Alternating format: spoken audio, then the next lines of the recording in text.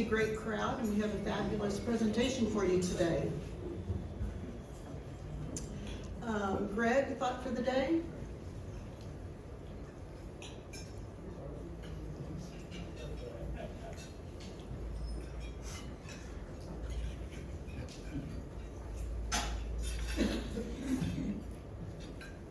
Hello, Eva. Yeah, I know. It's my pleasure to be here today, and I had a little operation on my eye, so I'm okay, and so I look a little strange.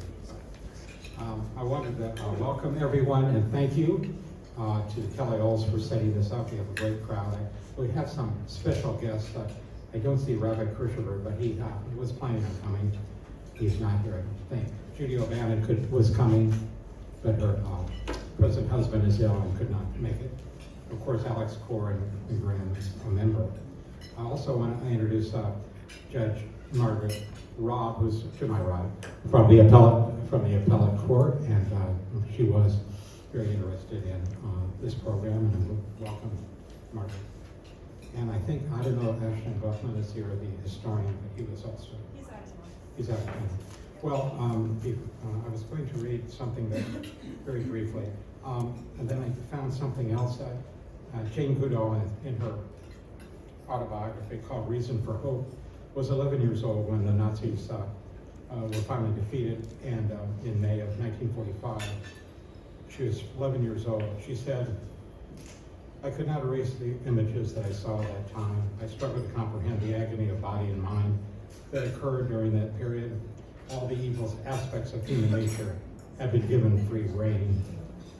In her book, she said, "How could people behave that way? How could anyone endure and survive such torture?" We're going to hear a little bit about that today, of some people that went in that terrible time. And last year, at a fundraiser here with the Purdue and Butler alumni, we did a program to benefit the Eva Core and Mickey Core scholarships at Butler and Purdue, respectively. I did a poem that we did publish, but I wanted to read it again, and Kelly asked me to read it. The Core Legacy. From contentment and happiness, to discrimination, to hate, to murder, to depression, to starvation, to enslavement, to displacement, but they overcame with courage, hope, determination, truth, family, action, survival, memory, wisdom, love, and forgiveness. This is the core legacy for us now, to never forget the past, but live the present with determination to combat ignorance, discrimination, and hate each and every day of our lives. Thank you.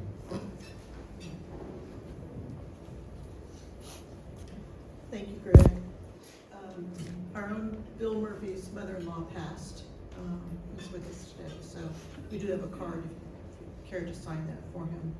So a little history. On August 17th, 1916, we became the first Kiwanis club in Indiana and the 18th in the nation, with a charter membership of 54. Just wanted to personally thank all of you here today and those who came before us to help guide and shape the organization. I'm also honored to announce the elected officials beginning October 1. Eric Rowan will be the club president. Wendy Paddock will be the club president-elect. Directors will be Laura Holloway, Steve Farrow, Art Codruff, Chuck Cotterman, and Greg Silver. Roger Cummings continues as treasurer, and Kelly Oles is secretary ex officio. And I'll be your immediate past president and the 2025 foundation president. Annual club elections happen in the summer, yet we always invite those interested in serving to consider 3-year club director terms and 5-year foundation director terms. If you're interested, please let me know or let Kelly know. This weekend, Roger and Laura and I will be attending the Indiana District Convention in Lafayette. We'll present a foundation check of $11,250 to the Riley Children's Foundation Parade of Checks. On Saturday, the 12th of October, the Kiwanis Memorial Brick Wall will be unveiled at Riley. Be sure to save the date for Coats for Kids. We always like to participate in that with the Salvation Army. on November the 2nd and Radiothon on December the 14th. I'm excited for those who have signed up to go to the Indiana State Police Forensics Labs next Thursday instead of having a meeting. It's from 10 to 11:30. I need to know if you're coming, so if you haven't texted or emailed me, please do so. Because there's a limited number of people who can attend. We are going to have a meeting on September 5th because of Labor Day, and on the September 10th is the club board meeting. On the 12th is our next meeting here at the Columbia Club with Austin Parkson, Butler women's basketball coach, along with an update from the grant recipient. On Monday the 16th will be Ozo's the lunch bunch, which is always a great time. And remember, if you need information about future programs, indykiwanis.org. I'm going to introduce Graham now, who's going to introduce his guests as well as introduce our speaker. Graham?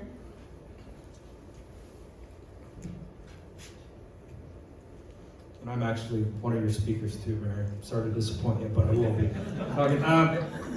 What a great honor to be here. This is really exciting for Alex and I to present to you. We have been presenting all over the place since this book came out in May.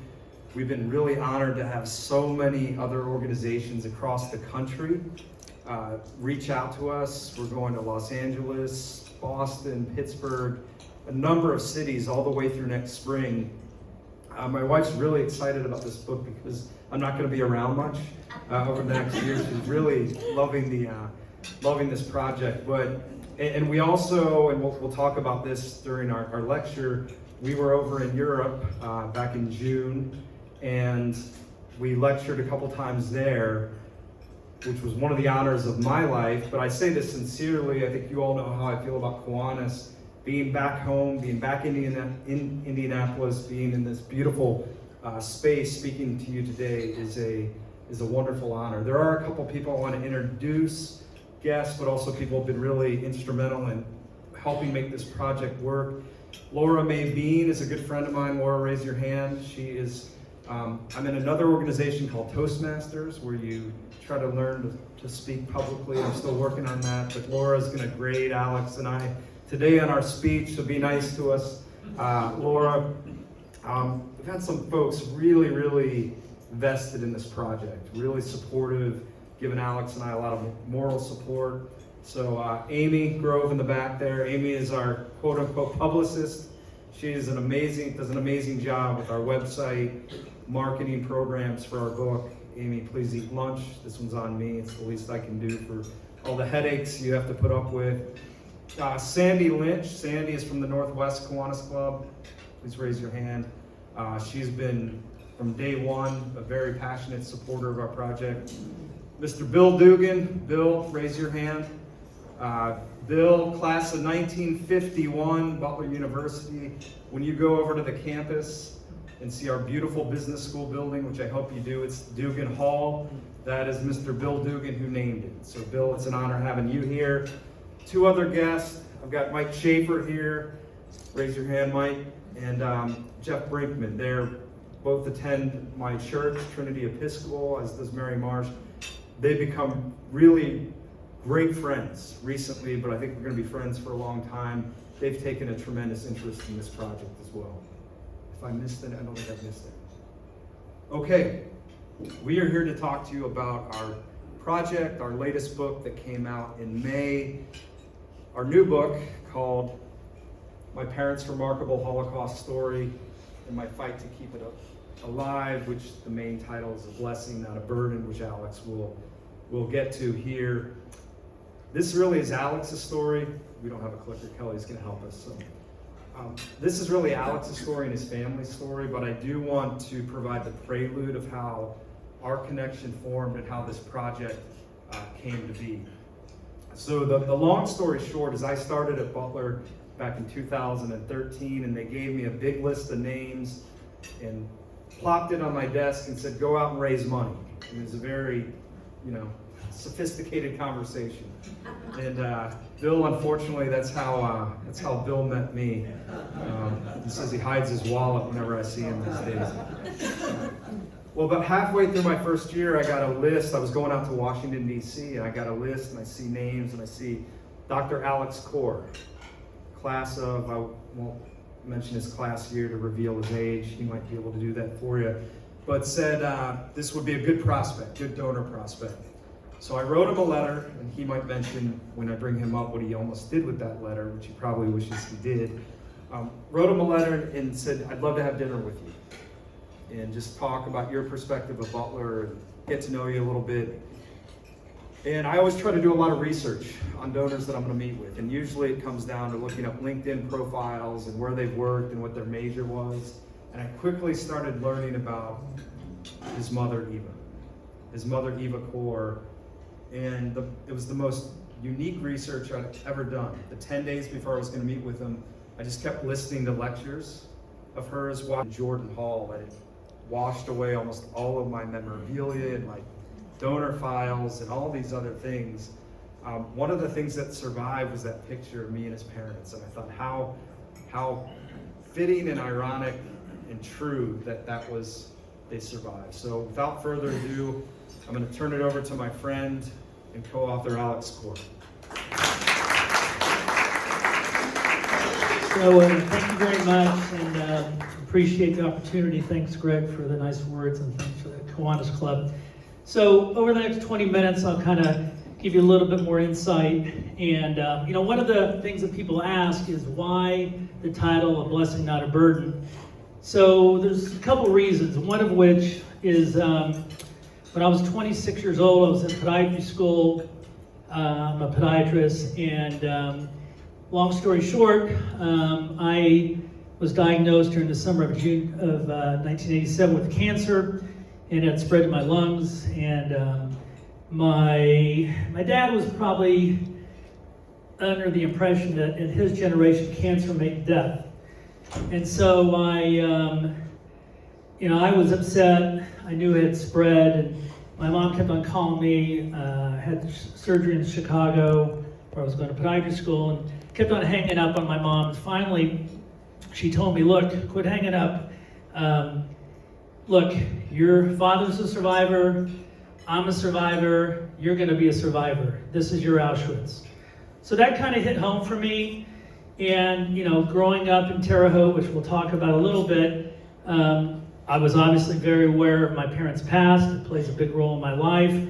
But this took on greater importance for me, and it took also me to the point that I kind of thought, as a child of two Holocaust survivors, I have this extra bit of courage, perseverance, and so for me, it's always been a blessing to be the child of two Holocaust survivors, and definitely not a burden. A second reason for the title is when I was in my 30s, I was living in Denver practicing, and I happened to attend a meeting with second generation survivors, meaning child of Holocaust survivors, and all of them were older than me, and each person got up and told their story, and each person, when they got to the point where they talked about their parents, and they said, well, and when I was 25 years old, I thought about suicide. Each person in the room had either contemplated suicide or attempted it. And so I was a little confused, because all the children of Holocaust survivors I had met were children of Mengele twins, much younger. So when I told my story, I said, well, for me, this has always been an extra bit of courage and perseverance, and it's always been a blessing. And I later learned that a lot of older Holocaust survivors had obviously lost family members, wives, children, etc., where the younger children, my parents, my mom being a Mengele twin, which we'll talk about, their children were raised in the United States, and there was no baggage. And a lot of times, Holocaust survivors, when they started having a family here, would not tell their children about their past. So those are the two reasons for the story. You can go ahead and advance the slides. And so, now, both my parents have passed away in the last 5+ years. My dad died October of 2021. And so, I think my dad passed away over a longer period of time. My mom died suddenly. And I had an opportunity with my dad to say, look, I really want to do something so people know your story. Even I was lecturing in South Carolina about a month or so ago, and somebody said, well, this is really great. We're going to hear about your mom. I said, well, actually, you're going to hear about my dad too. What do you mean? Most people, even in Indiana, did not know my dad was a Holocaust survivor. You can go ahead. Sorry. So we're going to talk about my dad, then we're going to talk about my mom, and then we'll put everything together, and then Graham and I will be glad to answer any questions at the end. So my father is from Riga, Latvia, and he was one of 4 boys. My dad's father, ironically, was a shoe cobbler. I'm a podiatrist. I didn't know this until about 20 years ago. And so in 1941, when the Nazis invaded Riga, my dad's oldest brother was on a ship. He was part of the Latvian Navy. He was killed. My dad's father was on his way to work. He was wearing very traditional Jewish garb. He was killed. And so in a very short period of time, my dad, 2 brothers, and his mother, they were in a ghetto. You can go ahead. I'm just going to keep on. And so my dad was in something called the Riga ghetto. This is a picture here. And, just to give some semblance of life, my grandmother, both my parents' families were very religious. And so while in the ghetto, there was minimal food, minimal shelter. But my grandmother insisted on having some semblance of being human. And so she took a tablecloth from their home and set it on the ground in the ghetto, just so for Shabbat dinner, Friday night dinner, there would be some semblance of things being normal like they were when the kids were younger in their home.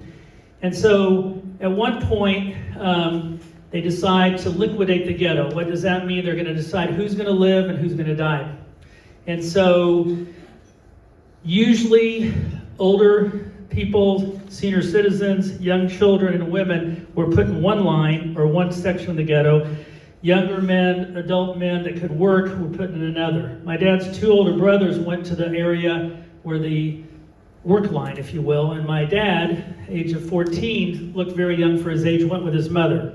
His mother, my grandmother, realized this was not good, and they argued. And my dad said, "No, I want to go with you. My life won't be worth anything." And she said, "No, you go with your 2 brothers." Well, she went out, and sure enough, unfortunately, the women and young children were killed near the Rumbla Forest. We were there 2 months ago. You can go ahead. And so it's called the Rumbla Massacre. It's near a forest. We went to the site where my grandmother was killed. My dad then, with his 2 brothers, was in the ghetto for a couple years. Some point during this process, my dad's second oldest brother, Shlomo, killed a Nazi and escaped, ended up in future homeland Jewish in Israel. And then my dad and his brother Leo were on a long winding tour, if you will. They were in 3 different camps: Kaiserwald, Stutthof, and then Buchenwald. And these are camps, Poland and Germany. And so, the conditions were terrible. If you look at statistics, which we have in the book, the survival rate at any of these camps was minimal. And somehow my dad and my uncle survived. And so they were on a death march in April of 1945.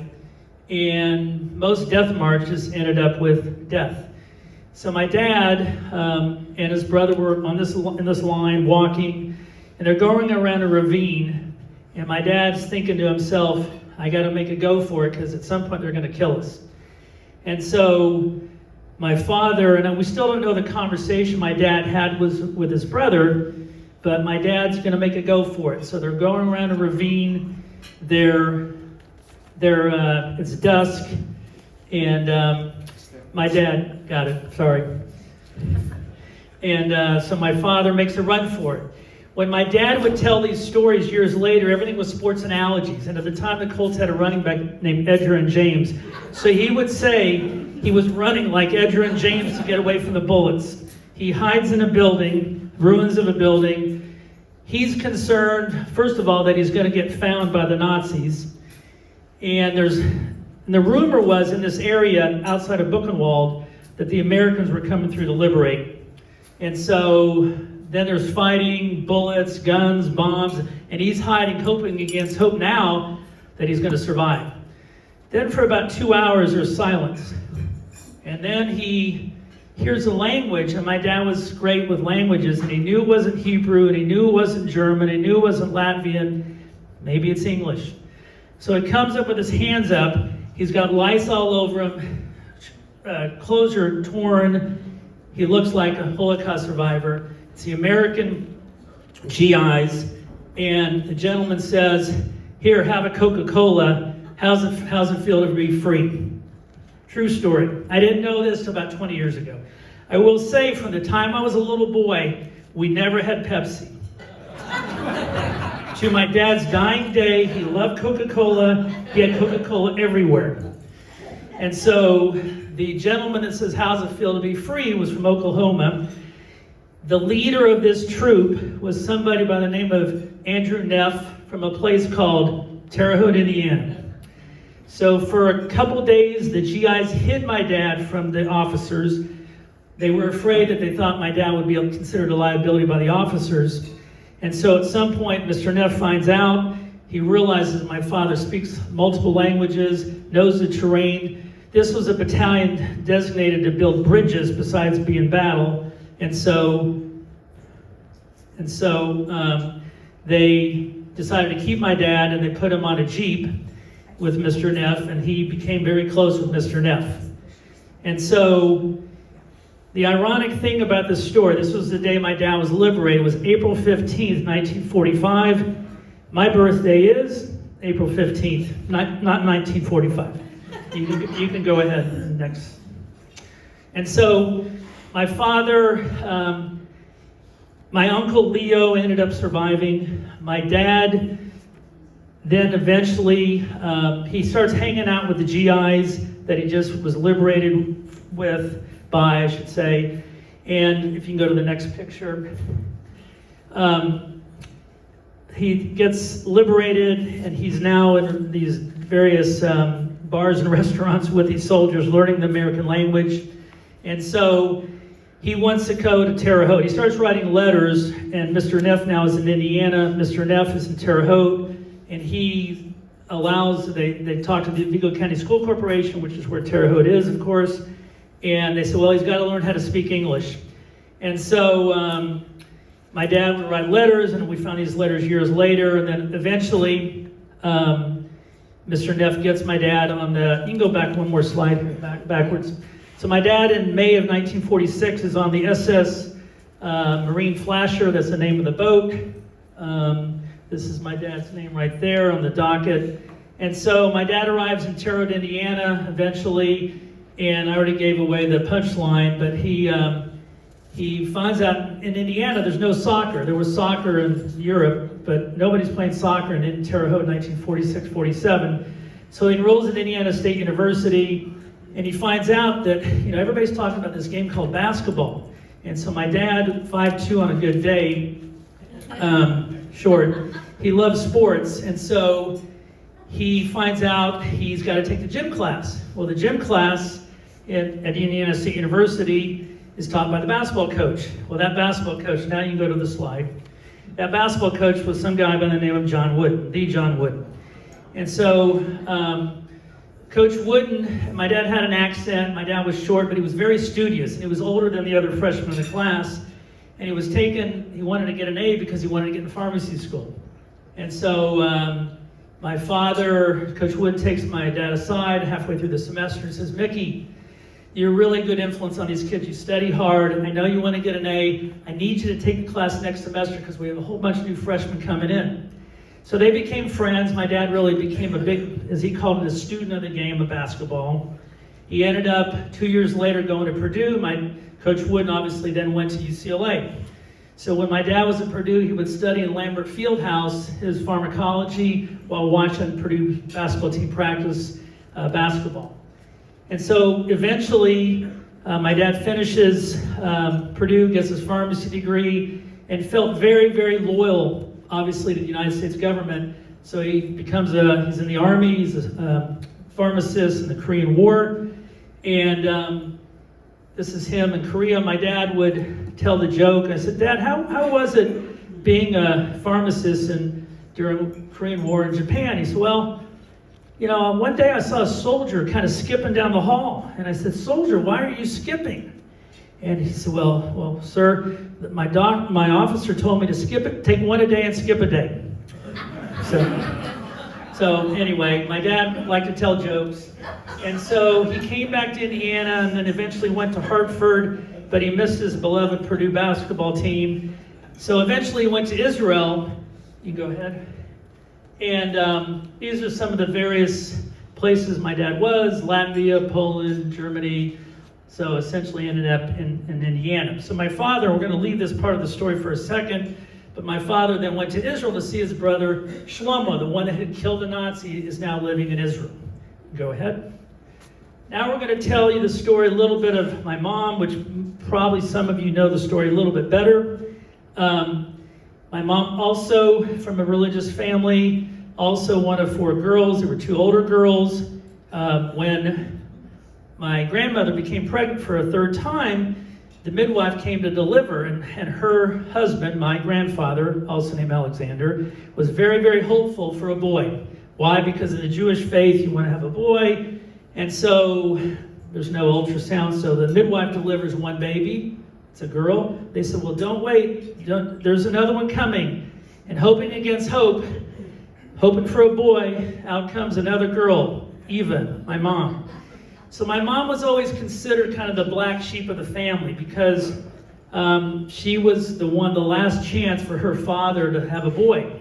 And so when the little girls the twins were 4 or 5, and the 2 older girls, they were all put in a room because the parents were going to listen to the radio. And my mom would stick her ear against the door, and there was somebody yelling into the radio, really harsh language.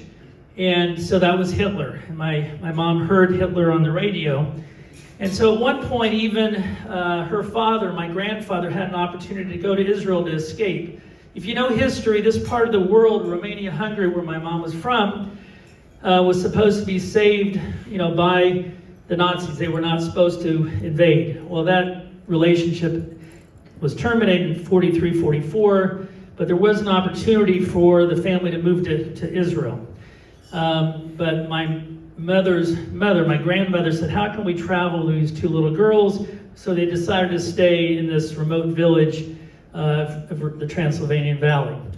So in 1944, the Nazis invade, just as they did with my father. Very similar story. They were put in a ghetto, very similar to my father's story. And in this situation, they were all put on a cattle car. And nobody, when I lecture to younger kids, the kids will always ask, well, do they know where they were going? Where did they? Well, no, they did not know where they were going. And so they were put on a cattle car, over 100 people in a small cattle car. The bathroom was there was no bathroom. And so the facility was terrible. And periodically, the train was stopped to refuel. And my grandfather was in charge of finding out, conversing with whoever was on the other end. And usually what that would amount to is they'd have to give gold watches to get water, and the water would be just thrown into the little hole, and everybody was hopeful to get a little drop. And so at one point, the language that they were conversing with was no longer Hungarian, it was German. And they knew right away that on that 3rd day, they had been in the cattle car about 72 hours, that they were in trouble. And so what happens, you can go ahead, what happens is that all of a sudden, cattle car doors open, mass chaos, dogs barking, people screaming, and all of a sudden my mom and my aunt are holding their mother's arm on the selection platform, which is what you see in the middle picture. And so within a second of being on the selection platform, her father's gone, the 2 older sisters are gone, and here they are on the selection platform holding their mother's arms. Somebody's running up and down the selection platform, twins, looking for twins in German. And so my mom and my aunt were always dressed alike, always identical. And in most pictures, my mom was always on the left. And so they're running up and down, twins. Somebody asked my grandmother, are they twins? My grandmother, before she says the word yes, they separate them. The last thing my mom saw was her mother's arms extended out. And she would always, if she were here, she would always tell you she never knew this would be the last time she would see her mother. And so, crying, screaming, the 2 girls are taken away, their mother taken away in another direction, never to be seen again. First night, they're in my mom, then they all go to a barracks where they're being tattooed. My aunt's number is A70-64. My mother's number is A7063. My mother's number was always very unclear or smudged. And they never really talked, my mom and my aunt talked about specifics until the late 70s. And at one point my mom said, well, how come your number's so clear and my number is unclear? And my aunt said, well, Eva, you don't remember when they were tattooing you, it took 5 or 6 Nazis to hold you down. You were kicking and biting, and my mom said, well, I must have blocked that out. And then she said, well, you know, we were raised to be good Jewish girls, and good Jewish girls don't bite or kick. And so both my parents, and when I lecture a lot, people, it's a very solemn and difficult subject, but they had this incredible sense of humor, both of them, and you'll see that, read that in the book. So the barracks that they go to is all twins. And my mom and my aunt were just there, didn't know what was in, what they said, well, tomorrow there'll be a doctor that'll come in the barracks, his name's Dr. Mengele. He's doing experiments. You're part of medical experimentation. Because I just told you with my father, young children were sent immediately to the gas chamber. My mom was saved because she was a twin. If one twin died during the experiments, they would kill the other twin and do comparative autopsies. Go ahead. And so this is a list of we have this from Auschwitz, my mom and my aunt. Moses was the maiden name. And so they started the experiments. My mom got to Auschwitz in May of '44. Just to give you an idea, 3 to 4 days a week they would be injected. They were lying on tables, and you can imagine 9, 10-year-old girls, they were naked during this very embarrassing, very demeaning. At one point, Mengele looked at my mom, and she was starting to become sick, and he said, too bad, she's only got 2 weeks to live. So if you recall, when during Holocaust Remembrance, there's always a video of somebody crawling on the floor. That's not my mother, but my mom was in those barracks, and she remembers thinking, well, these people are more dead than alive. During the time that my mom was in that barracks, my aunt was in isolation. And so at one point, when my mom realized that they were just checking her temperature, and that's how they were monitoring how good or bad she was doing, she decided, I don't think she's going to stick her thermometer outside the armpit. And each day they thought, well, wow, her temperature's starting to drop. My mom would always tell you that by the time she landed on the selection platform, she could no longer think like a 10-year-old. She had to think like an adult. Every day was a day of hope and survival and luck. And so they were monitoring her fever, and then she could get to the water at the end of the barracks, and then eventually her fever did break, and she felt much better, and they reunited her with my aunt, her twin, and my aunt had not been fed for a couple weeks, and they were waiting for something to happen. And what they were waiting for is my mom to die, and then they would kill my aunt. You can go to the next slide. And so, eventually, in January 27, 1945, you can go back 2 slides, sorry. Yep, perfect. January 27, 1945, the Nazis, for the most part, were gone. They were hoping against hope that what would liberation look like?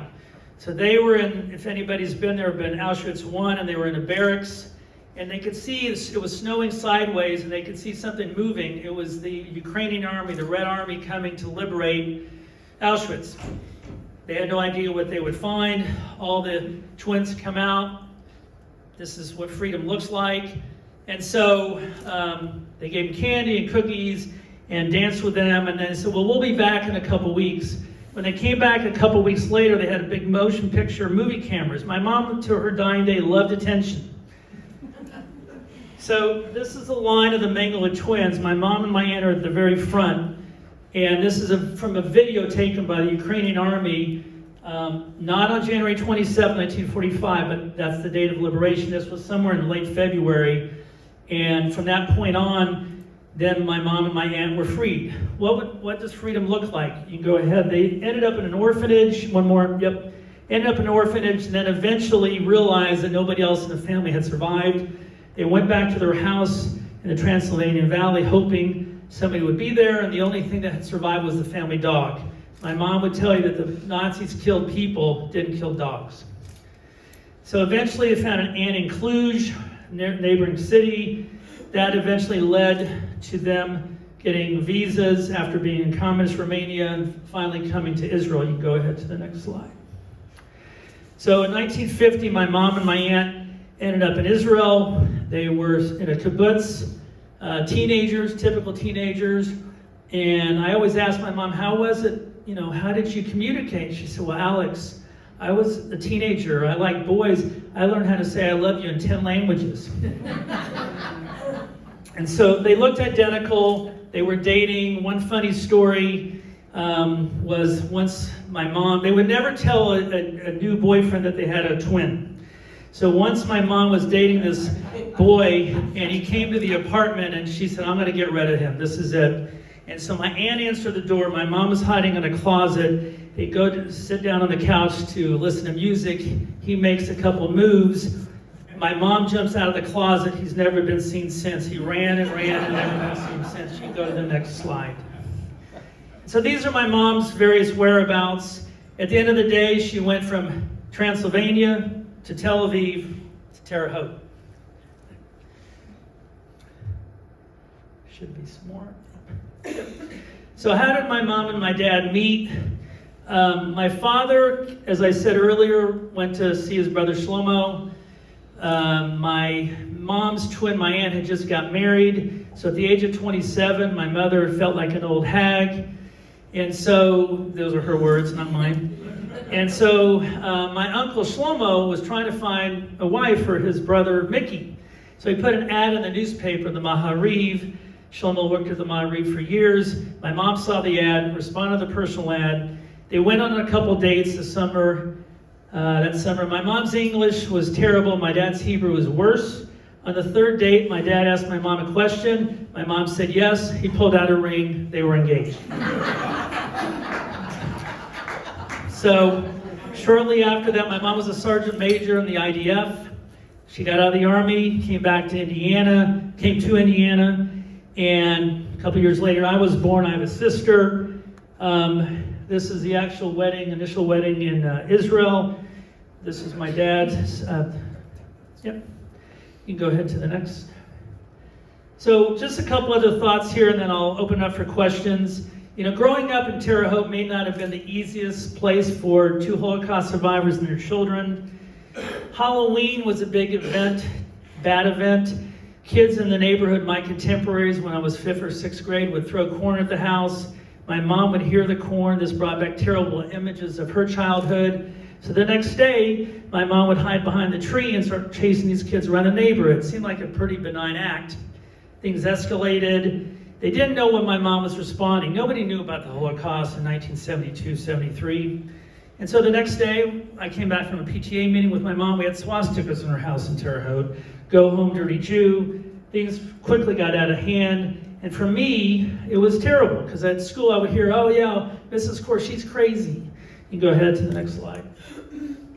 And there were other things along the way that perhaps traumatized my mom. One of which is the middle picture. In the late 80s, there was a Holocaust Remembrance event in the Capitol Rotunda. President Reagan was about to speak. My mom was trying to, there was a House of Representatives bill to get reparations money for other twins. A lot of the twins are struggling financially and medically, physically. And so she had a sign that said, Mangala twins support HR Bill 255.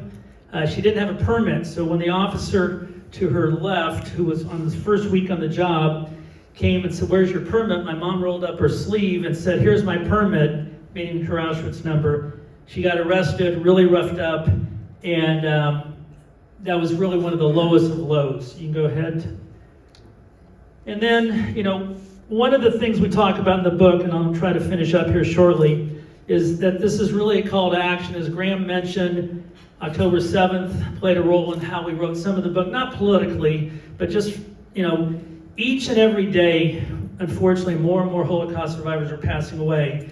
I have a sister who's not at all involved in any of this now and used to be, but I think it's important that second, third, and fourth generation kind of do what I'm doing, or at least show support and tell these stories, because as we all know, especially what happened on college campuses in the last year, it is very important to remember the past, so hopefully we can avoid some of the same mistakes. You go ahead to the next. One of the things that I want to talk about in the book, we have a lot of life lessons. And, you know, my dad's life lessons might be a little bit more humorous. Aim for the room and your shots will fall. One of the life lessons from my mom is forgive your worst enemy. My mom stumbled upon the idea of forgiveness. When my aunt died in 1993, through a strange series of circumstances, my mom met a Nazi doctor who was at Auschwitz. Through that relationship, he came with us to Auschwitz in 1995, and the idea was that he was going to document, as a Nazi doctor, he was cleared of all charges, what had happened.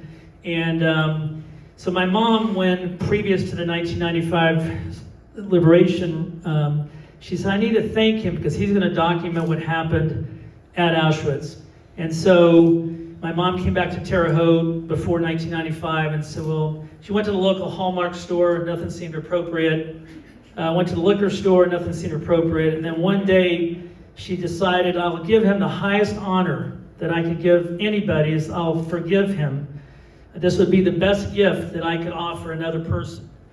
And because he was going to document what had happened, what his part was. And so that's how my mom came January 27, 1995.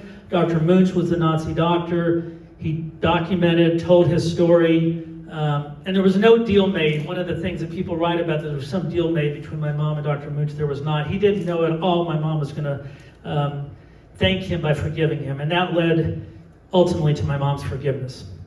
I'd like to stop there because I know we don't have much time, and Graham's going to take the mic.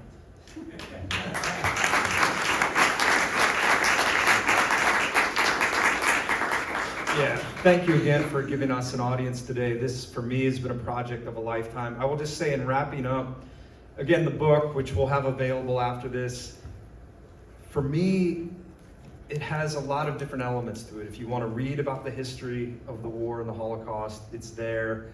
We believe there's a lot of inspiration in there. I mean, his parents, their stories. I'm a big reader. I read a lot, watched a lot of films. To me, this is one of the most incredible stories that you can, I mean, Alex calls himself a miracle son. And if you listen to this, how close both of his parents were to death, it is a miracle. He didn't grow up with grandparents. And what he's done with his life is a miracle as well. And the final thing I would say is, Alex alluded to it, there is some good humor in this. And I know that doesn't sound, we're always delicate in how we frame it. His parents had these amazing sense of humor.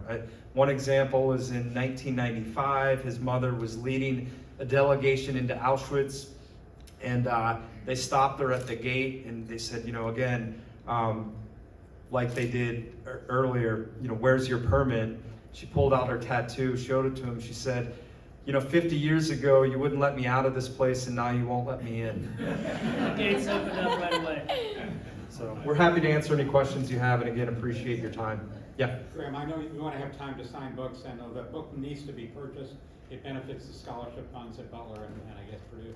He gets a commission on each one. Candles. Can you just explain briefly what Candles is?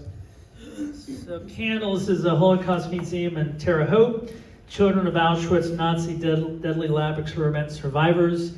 My mom thought it was a catchy acronym, and so she founded the organization in 1984, and then in my aunt's memory, the museum was created in 1995, burned down by white supremacists November 18th, 2003, but has been rebuilt, and you could say that we're making some, there's some interest in moving things over here in Indianapolis ultimately.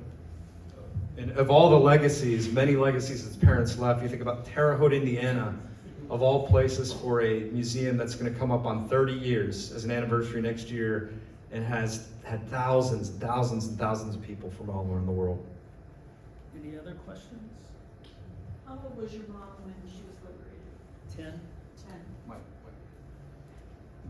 10. How old was my mom when she was liberated? 10. My mom used to lie about her birthday. It was 1934, then 35, but it was 34. So, but yeah, so her birthday, she was liberated January 27, 1945.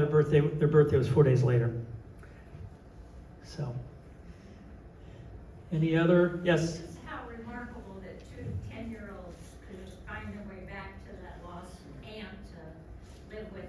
start their journey anew. So in the liberation picture, there's two other twins behind my mom.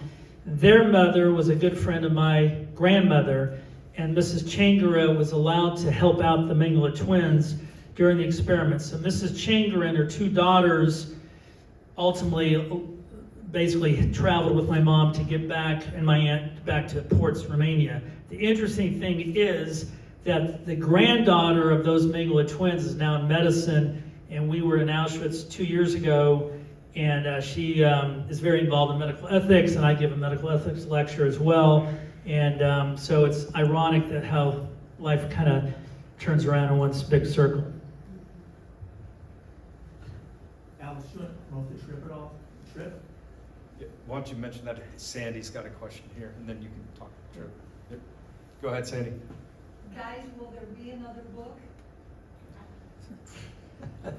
He won't speak to me anymore, so I'm not sure if that's going to happen or not. You know, we'll see. Again, we have had so much interest in what we're doing now with this project that my hope is that it'll take us in future years. I mean, again, the requests to speak are coming in weekly, and it's really been an honor. And I think, unfortunately, this isn't going away. The problems of anti-Semitism, and I mentioned the reasons for the book. The biggest one to me is the forgiveness angle, and we talk about it. You may not care about what happened during World War II or the Holocaust, and none of us can relate what it was like to be in a concentration camp, but all of us can relate to somebody we were trying to forgive. Alex's mother convinced me to forgive, someone in my family that I hadn't spoken to in years. And so that, I think we're always going to have these problems around the book that hopefully this one has, pun intended, a long shelf life, but for us, being really active with this book for a couple of years. Let me just say a couple things. I don't know about another book, but we have some other things. Hopefully it'll happen. We are going back to Auschwitz, January 27th, this January will be the 80th anniversary. So I did January 27th, 2025. If you are interested in going, we still have some open slots. This September, we're having Elizabeth Smart, if you know that name. She was abducted as a teenager and believes in forgiveness. She's our keynote speaker for our annual fundraiser, and there are details in the back. One last thing, and hopefully people will appreciate this. When my dad would lecture, he would always wear a Purdue hat and a Purdue sweatshirt. Always, never at student time. And one time this 10-year-old kid raised his hand and said, "Mr. Core," this was at the museum, "Mr. Core, you have the worst luck in the world." And I said, "Why is that?" And he goes, "Well, you were a Jew in Germany during World War II, and you're a Purdue fan here in the state of Indiana."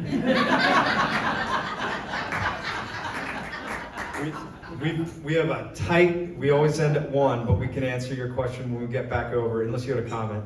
It's just a comment. I wanted to say, if you have not read the book, I implore you to buy it and read it right away. I read the whole book on an airplane going to and from another location. It's powerful, powerful, powerful. I can't say that enough.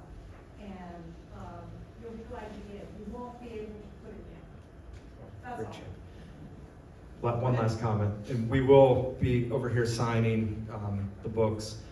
The last thing I would say is, when we were over in Latvia, we lectured at the Latvian Holocaust Museum. And at the end of his lecture, there was a lady sitting in the audience who had seemed engaged the entire time, and she brought up a bouquet of flowers.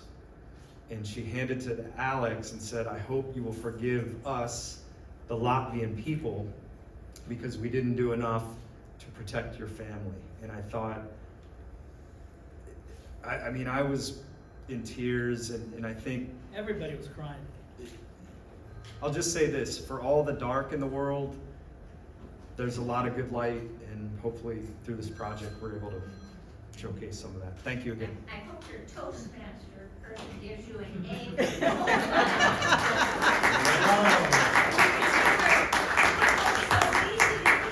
all appreciate that. Thank you very much. We are over time, so I'm gonna cut this short.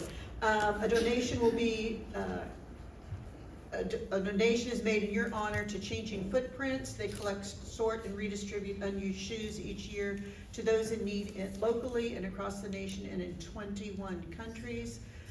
We will see you on the 29th for this forensic lab. Thank you everyone for being here, and thank you so much for presenting this fabulous program.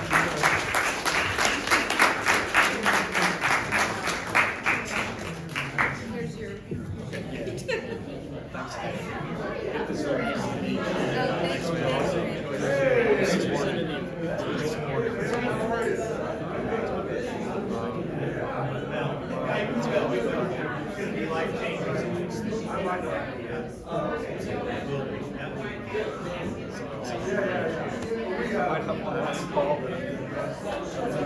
I might call you one last time. She's a fellow. She's another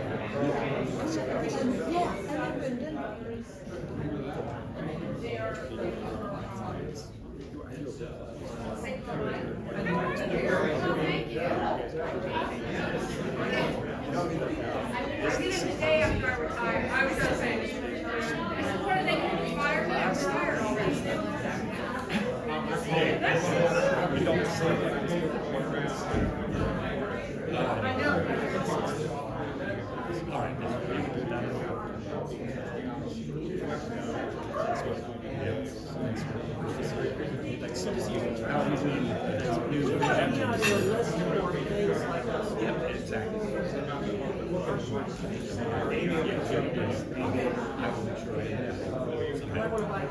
Okay, yeah.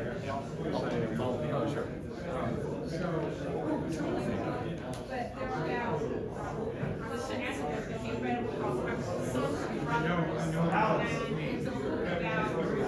Young men who are able to get out. Taking a photo of us with your mom.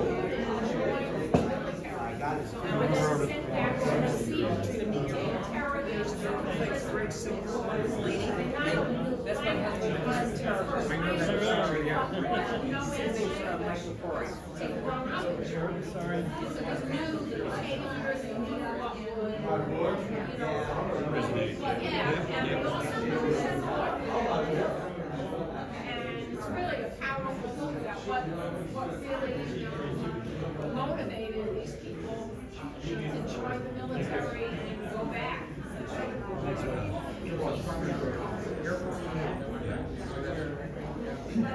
Hey, thanks. Oh, my pleasure.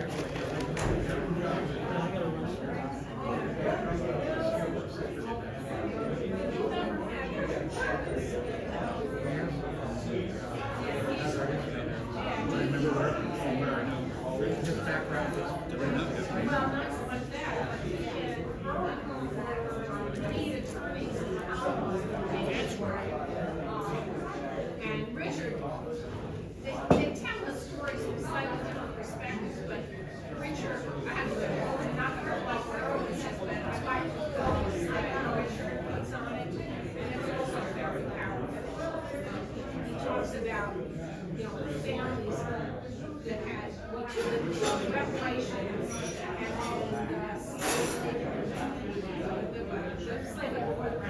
and stole property. And the reparations was not just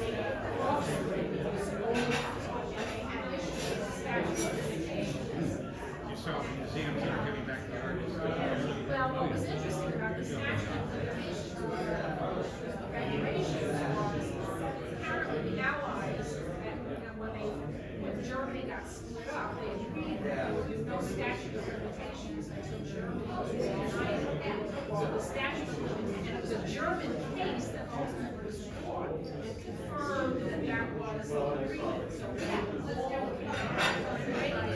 was when the statute of limitations once again started to run, and they were able to piggyback on a case that came out of Germany. And so the judge in New York really had a huge part in getting resolved it. And the other one was when they looked at the lawsuit against the Swiss banks. The banks were just about and then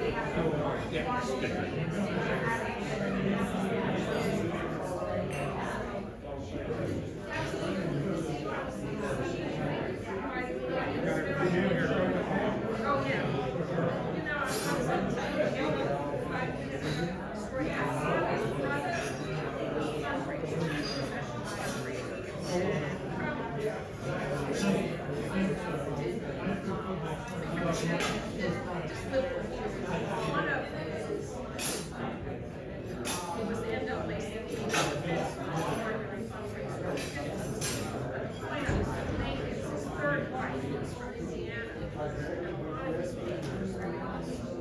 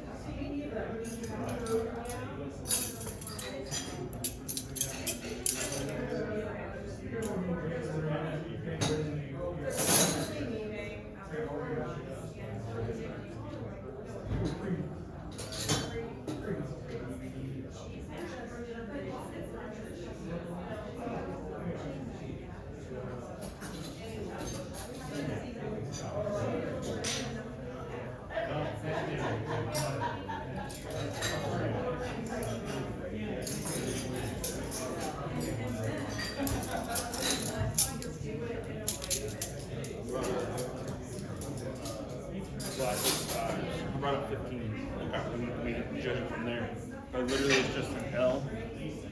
Like right here is much. Okay. So we could use a 6-foot center in there too. So whatever just